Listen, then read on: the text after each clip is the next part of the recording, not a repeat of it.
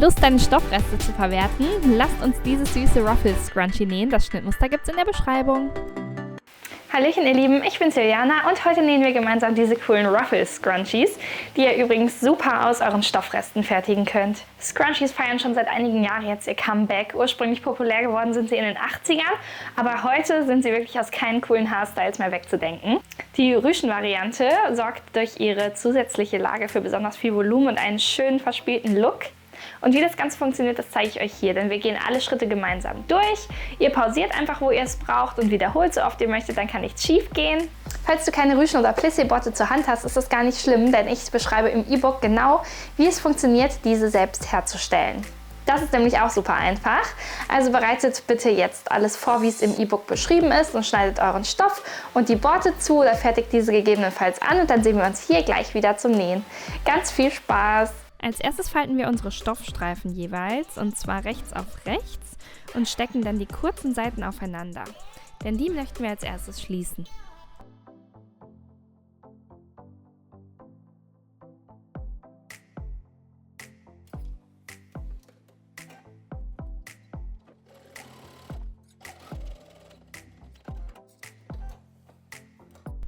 Die Nahtzugaben bügeln wir auseinander.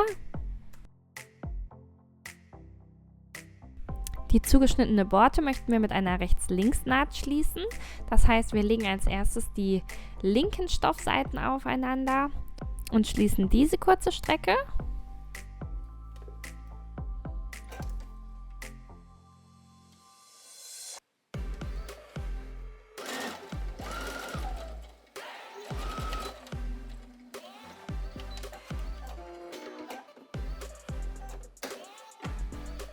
Dann falten wir uns das Ganze einmal um, sodass die Nahtzugaben innen liegen und unsere Stoffseiten jetzt rechts aufeinander liegen, wie bei einer normalen Naht. Und dann steppen wir hier noch einmal drüber. Dann ist die Naht nämlich von beiden Seiten aus schön.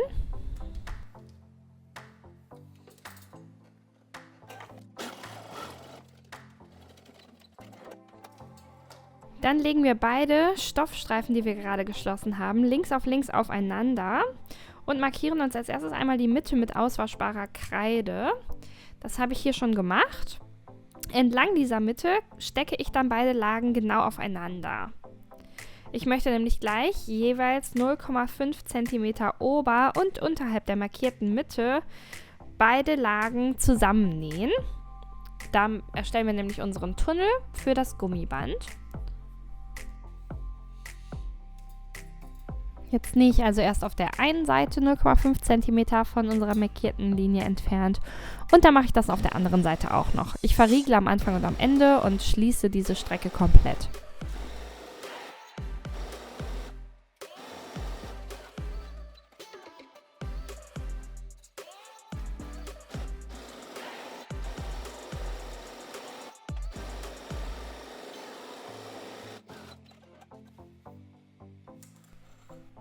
Jetzt möchte ich alle offenen Kanten jeweils 1 cm zur linken Seite umschlagen, also nach innen und umbügeln.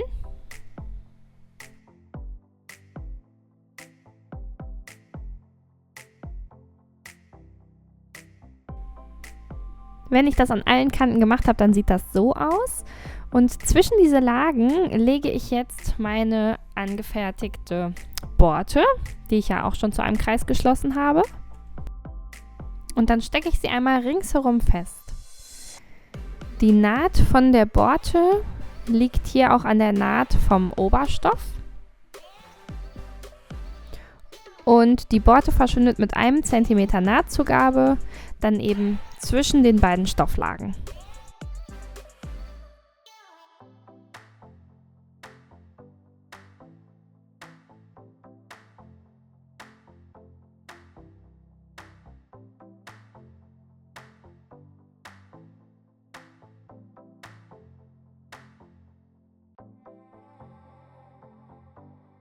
Und dann nähen wir knappkantig auf dem Stoff ringsherum, stecken aber zuvor auch noch die anderen Rüschen fest. Das sieht dann so aus. Ich habe jetzt also oben und unten meine Borte festgesteckt und kann jetzt auf beiden Seiten knappkantig die Rüsche zwischen die Stofflagen nähen. Wichtig ist dabei, wenn ihr von oben näht, dass ihr auch die untere Stofflage trefft. Also falls ihr euch da noch nicht so sicher seid, dann könnt ihr die Strecke auch gerne vorher zusammenheften mit etwas Heftgarn und großen Stichen.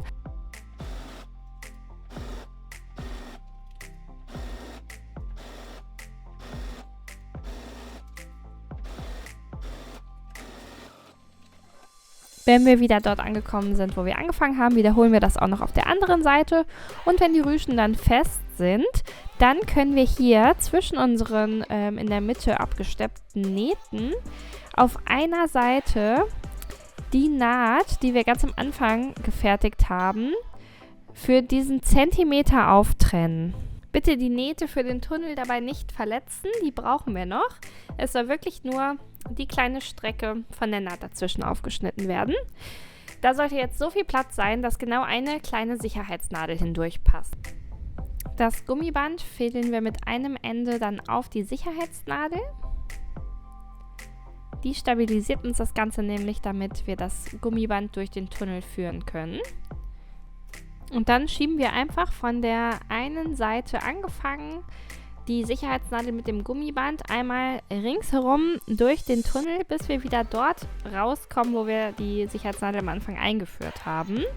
Wichtig ist uns, dass das Ende vom Gummi, was jetzt doch ohne Sicherheitsnadel ist, uns nicht flöten geht.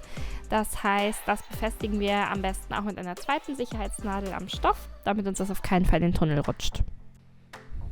Wenn dann also beide Gummienden da sind, dann könnt ihr jetzt so doll am Gummi ziehen, bis das Scrunchie die gewünschte Länge, also den gewünschten Umfang hat für eure spezielle Haardicke. Das ist bei manchen dann ein bisschen größer, der Umfang, bei manchen ein bisschen kleiner. Das Gummi gibt ja auch immer noch nach.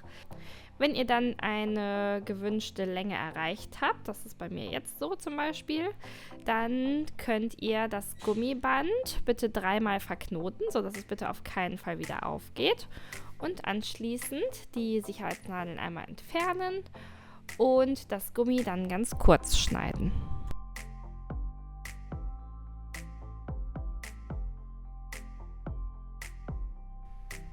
Dann könnt ihr nochmal schön am Gummi ziehen und die Rüschen gleichmäßig um das Gummiband verteilen.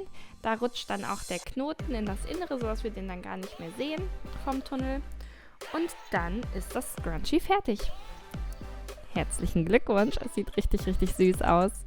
Ich hoffe, ihr konntet alle Schritte gut nachvollziehen und habt euch ein wunderschönes Scrunchie gezaubert. Teilt die Resultate doch super gerne mit uns auf Social Media. Ich freue mich immer riesig, die Resultate zu sehen. Falls es euch Spaß gemacht hat, eure Stoffreste mal zu verwerten und ihnen ein neues Leben zu schenken, wie wäre es dann als nächstes zum Beispiel mit dem Ava-Bag-Schnittmuster? Das ist eine richtig coole kleine Patchwork-Tasche, die auch ganz viel Spaß macht und sich eben aus den klitzekleinen Stoffresten fertigen lässt. Also bis zum nächsten Mal, ich freue mich auf euch.